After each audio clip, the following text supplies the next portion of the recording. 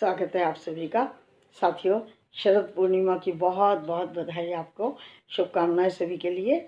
और 2 वीडियो मैं अपलोड कर चुकी हूँ शरद पूर्णिमा की, लेकिन एक छोटी सी कथा और सुनाना चाहती हूँ जो कि आप व्रत खोलते समय सुन सकते हैं, कह सकते हैं, बोल सकते हैं।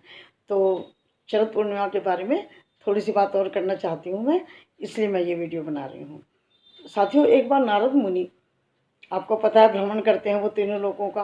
तो पृथ्वी का भ्रमण करके वो विष्णु जी के पास गए और विष्णु जी से बोले कि हे प्रभु, संसार में बहुत दुखी लोग हैं, बहुत ही अधिक कष्ट भोग रहे हैं कुछ लोग।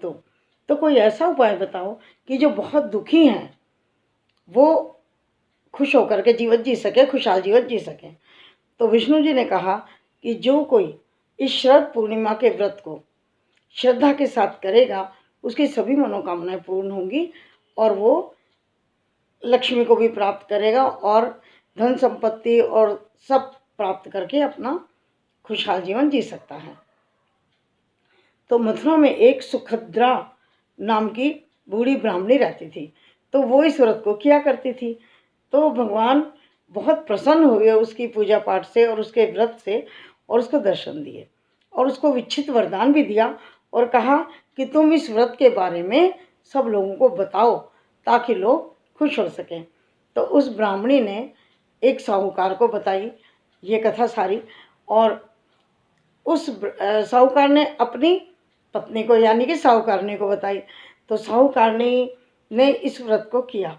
उनके घर में कोई संतान नहीं थी। तो इस व्रत के प्रताप से उनके घर में 2 पुत्रियों ने जन्म लिया। बड़ी का नाम सावित्री रखा गया और छोटी का नाम चंद्रमुखी। तो जो सावित्री थी बड़ी वाली, वो तो इस व्रत को, पूजा पाठ को बहुत अच्छे से करती थी, और जो छोटी थी वो इसको आधा अधूरा करती थी, मन से नहीं करती थी। जब वो बड़ी हो गई तो उनके विवाह हो गए। अब विवाह होने के बाद सावित्री ने तो अपना सब कुछ जारी रखा। तो उसको संतान हुई और उसका घर बहुत ही सुख शांतिमय वातावरण में रहा, सुखपूर्वक वो रहती थी। लेकिन जो चंद्रमुखी थी उसके घर में संतान बहुत देर से हुई, और जो हुई वो होते ही मर जाती थी।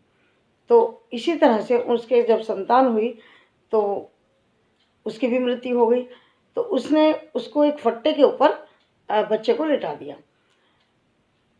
सौभाग्यवश या संयोगवश जो उसकी बड़ी बहन थी सावित्री, वो उनके घर आई, और जब उसने बच्चे को देखा तो उसने भगवान का नाम लिया, परमात्मा का नाम लिया, पूजा पाठ की, और बड़े ही सकारात्मक भावों को लेकर के उसने भगवान का विश्वास करके उस बच्चे के ऊपर हाथ फेरा और वो बच्चा जीवित हो गया।